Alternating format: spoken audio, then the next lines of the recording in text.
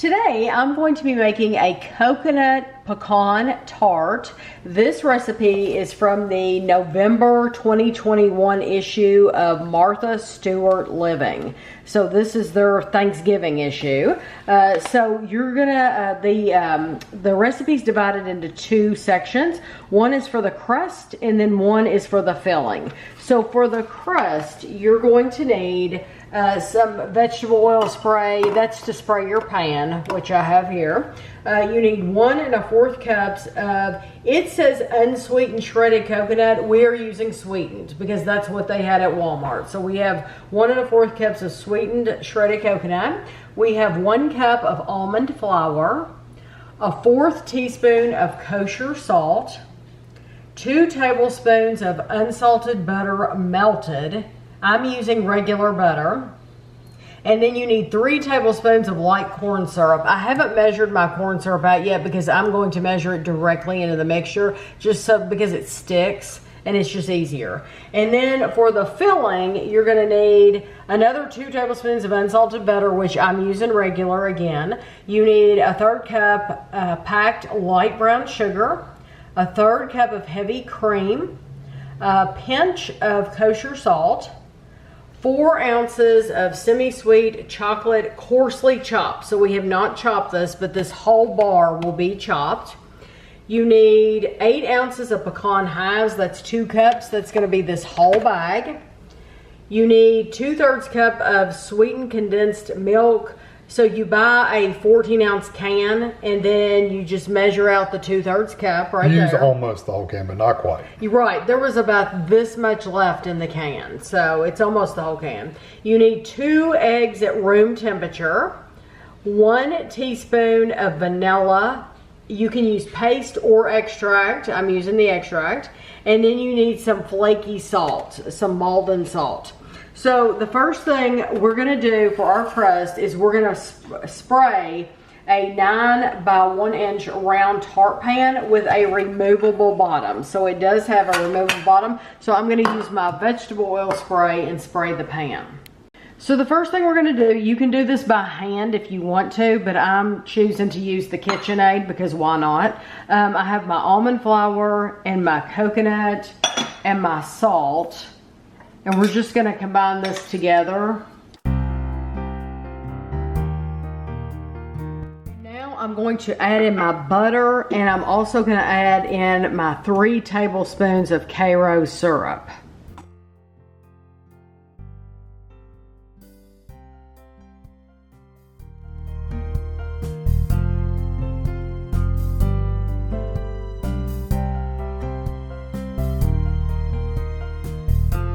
Now we want to take our mixture, and it is sticky, and you're going to put it into your greased pan, and it's important to get it even because you have to go up the sides too. So it's going to be thin. It's going to be just a thin layer on the bottom.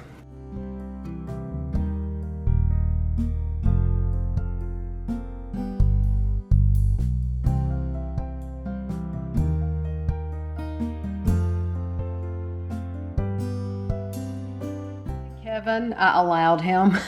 I allowed Kevin to take over this part. This is extremely sticky.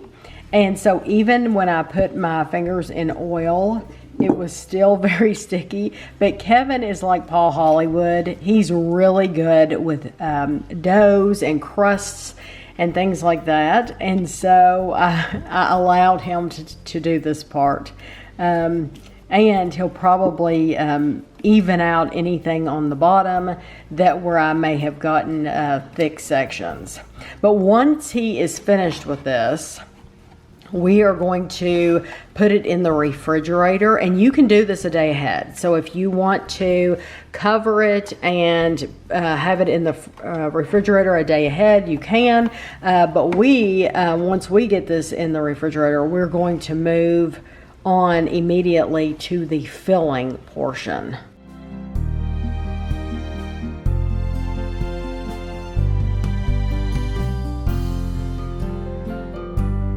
Now you want to get a small saucepan out You want to be preheating your oven to 350 degrees. And to your saucepan, we're gonna add our butter, salt, brown sugar, and our heavy cream. And we're gonna let this, we're gonna stir it together. We're gonna bring it to a boil over medium-high heat, and then we're gonna cook until thickened slightly, about 2 minutes. Once that's done, it's going to cool for 10 minutes. So this has been boiling for 2 minutes. We're gonna take it off the heat, and it is going to sit for 10 minutes.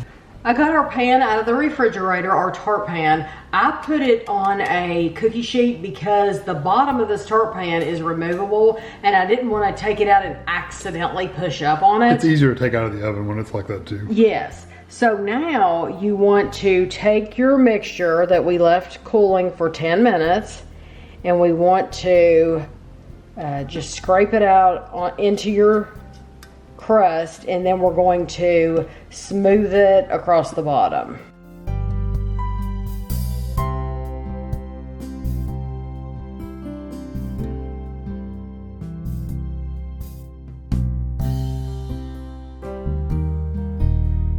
Now we're going to take our chocolate and put it on, use it all and put it over the top.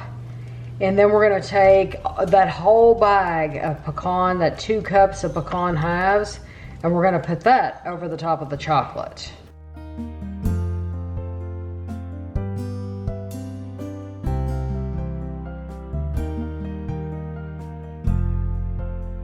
So we've set our pie to the side for right now, and we're going to take our 2 eggs and our vanilla and our sweetened condensed milk, and we're going to whisk this together.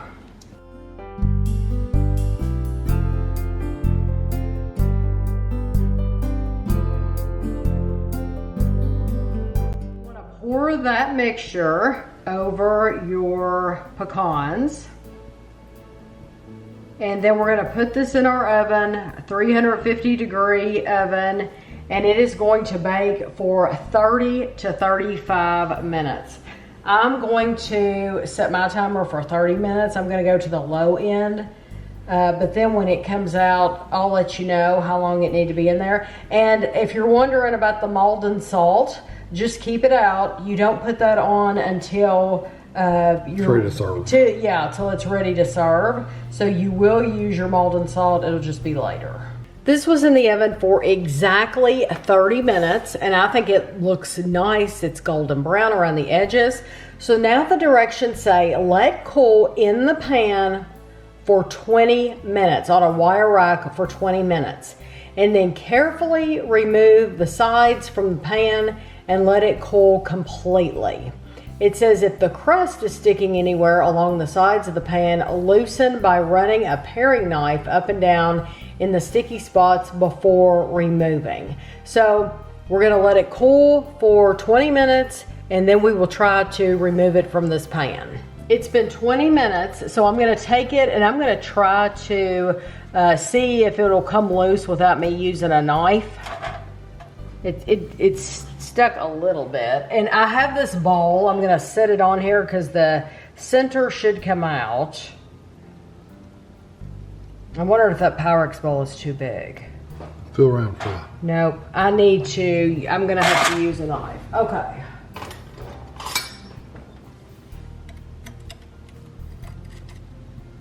I don't know where it's stuck.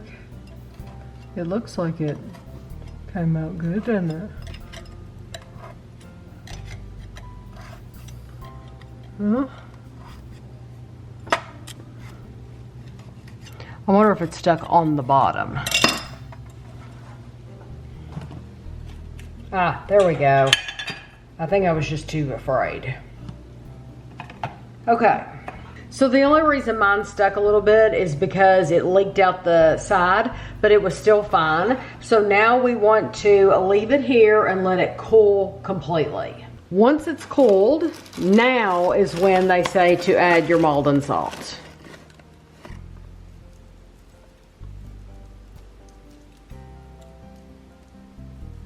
You're supposed to get 12 to 16 slices, which I think is just hilarious.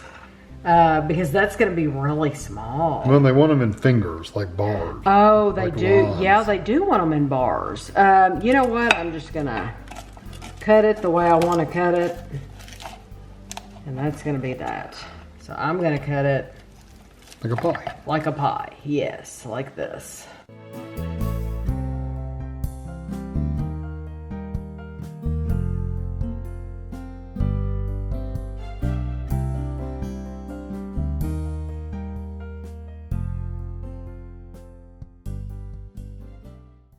The only thing the magazine says is the active time is 25 minutes. The total time is 1 hour and 5 minutes plus cooling. And it serves 12 to 16. That's all it says. And Kevin said, this is not cool. That's why the chocolate's running a little bit. So in my mind, it should have been cool because I feel like I've waited long enough to try it. But Kevin says it's definitely not cool. No, you can touch the chocolate, it's still warm. So we'll just know that. I wanted to try it, and so it will be set firmer than this when you make it. Mm-hmm. Okay. You probably can stick it in the fridge if you really wanted to. You probably could have, but they don't mention putting it in the fridge. Get that extra coolness. Mm-hmm. I mean, it's going to change the flavor anyway.